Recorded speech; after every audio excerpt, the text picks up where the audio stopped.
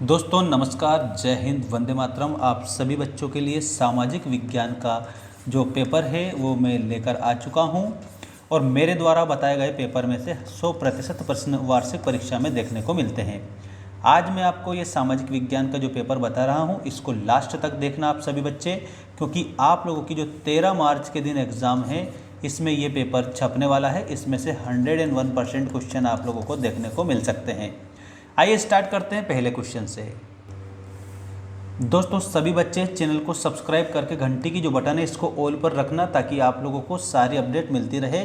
ध्यान दीजिएगा, हमारा जो ऐप है जिसकी लिंक हमने डिस्क्रिप्शन में दे रखी है, ऐप पर आप लोगों को 4 ही सेट और उसके अलावा 6 सेट और प्रैक्टिस के लिए हमने अपलोड कर रखे हैं। सभी के लिए टेस्ट मटेरियल हमारे ऐप पर उपलब्ध है, तो मेंस एजुकेशन ऐप जल्दी से ज्वाइन आप कर लीजिएगा। देखिएगा, सही विकल्प चुनकर लिखिए। मैं पहला प्रश्न, मृदा निर्माण में सबसे अधिक योगदान होता है। तो दोस्तों शेल का सबसे अधिक योगदान होता है। और शेल का मतलब क्या होता है? तो शेल का मतलब होता है पत्थर। तो आपको यहाँ पर आंसर ऑप्शन नंबर 1 करना रहेगा सभी स्टूडेंट्स को। अगला देखेंगे, सरदार सरोवर बांध बना है। साथियों नर्मदा नदी पर सरदार सरोवर बांध बना है, तो इसमें आप लोगों को नर्मदा नदी आंसर के रूप में याद रखनी रहेगी। इसके बाद में देखिएगा, मुंबई में पहली कपड़ा मिल स्थापित हुई थी। दोस्तों इसमें सन बताना है आपको कि मुंबई में पहली जो कपड़ा मिल है वो कब स्थापित हुई थी। तो साथियों इसमें आप लोगों का जो आंसर है सभी भैया बहनों का, वो करेक्ट उत्तर हो जाएगा 1854 में।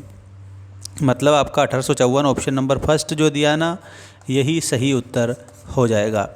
अगला प्रश्न ये है, सिंगली को श्रीलंका में कब राजभाषा घोषित किया गया था। दोस्तों 1956 ईस्वी में राजभाषा घोषित किया था। किस भाषा को?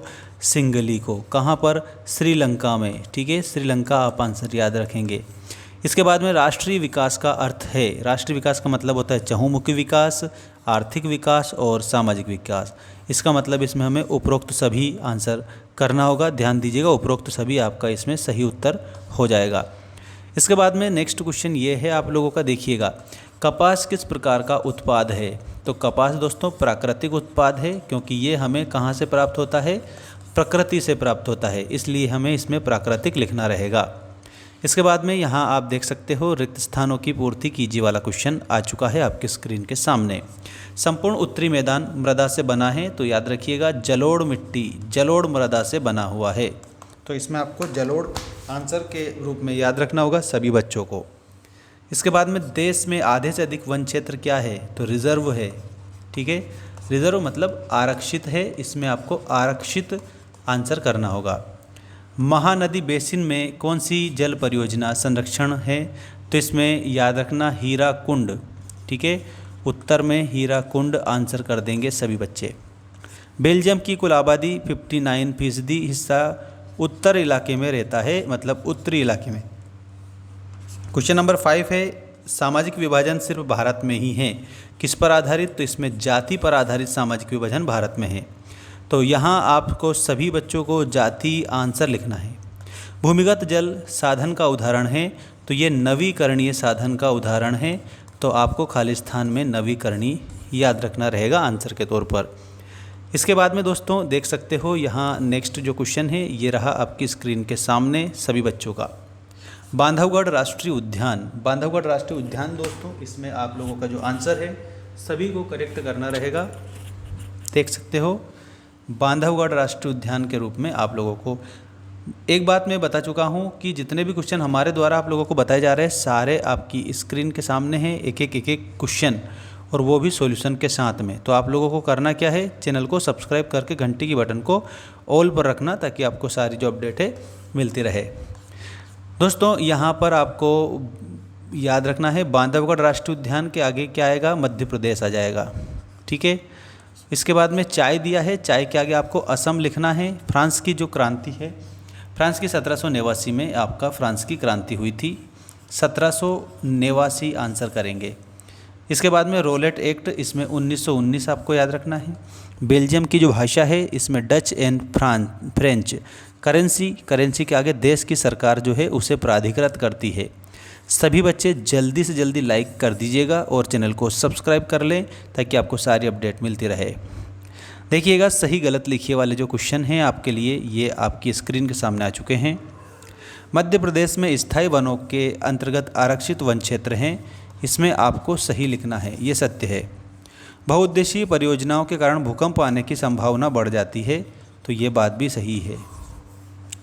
1805 में फ्रांस की क्रांति हुई थी, ये असत्य है, क्योंकि फ्रांस की क्रांति 1805 में नहीं 1789 में हुई थी। यूरोपीय संघ का मुख्यालय ब्रुसेल्स है, ये बात आप लोगों को सत्य बतानी है, क्योंकि जो ब्रुसेल्स है ना दोस्तों, ये यूरोपीय संघ का मुख्यालय है, ऐसा आपको आंसर याद रखना है। इसके बाद में यूरोपीय, यहाँ देखिए 2011 की जनगणना के अनुसार पुरुषों की साक्षरता दर 76% है, ये असत्य है। इसमें आपको असत्य बताना है क्योंकि 74.04% है। किसी भी अर्थव्यवस्था को 4 क्षेत्रों में बांटा गया है, इसमें आप लोगों को असत्य बताना है क्योंकि अर्थव्यवस्था को 3 क्षेत्रों में बांटा गया है। ठीक है, इसमें 3 क्षेत्र याद रखेंगे आप सभी।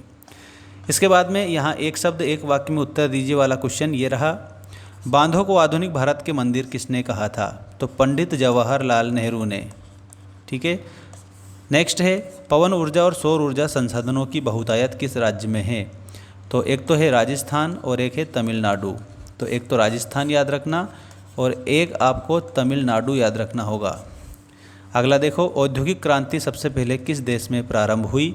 तो इसमें इंग्लैंड आप याद रखेंगे, इंग्लैंड में औद्योगिक क्रांति प्रारंभ हुई थी। श्रीलंका किस वर्ष स्वतंत्र बना था? तो 1948 में स्वतंत्र बना था श्रीलंका। ठीक है, और इसके अलावा 4 फरवरी भी याद रख सकते हो, तो 4 फरवरी याद रख लेना, 4 फरवरी 1948 को स्वतंत्र हुआ था। 2011 की जनगणना के अनुसार भारत में साक्षरता दर क्या है? यह मैंने अभी बताया था, 74.04% साक्षरता दर है भारत में। सूचना एवं संचार प्रौद्योगिकी को संक्षेप में क्या कहा जाता है? तो इसमें ICT याद रखना, ICT कहा जाता है। ठीक है, सभी का आंसर मैंने बता दिया है। अब इसके बाद में दोस्तों एक बात आप लोगों को मैं पहले भी बता चुका हूं कि चैनल को सब्सक्राइब करके ज़रूर रखना, क्योंकि सारी अपडेट आपको यहां पर मिल सकती है। सारी की सारी विज्ञान विषय के और सामाजिक विज्ञान के जो टेस्ट स्टडी मटेरियल है वो हमारे ऐप पर आपको मिलेंगे। ऐप की लिंक मैंने इसी वीडियो की डिस्क्रिप्शन में डाल रखी है। ऐप को डाउनलोड करके ख़रीद लेना आप लोगों के सामाजिक विज्ञान के टेस्ट सीरीज़ को, और आपके लिए एक दिन में आप उसे आराम से पढ़ सकते हो। सारा ऐसा स्टडी मटेरियल है और ये सारे क्वेश्चन जो इम्पोर्टेंट है आपकी परीक्षा के लिए सब मैंने वहाँ पर दे रखे हैं। जाके ऐप डाउनलोड कर लीजिएगा लिंक के माध्यम से।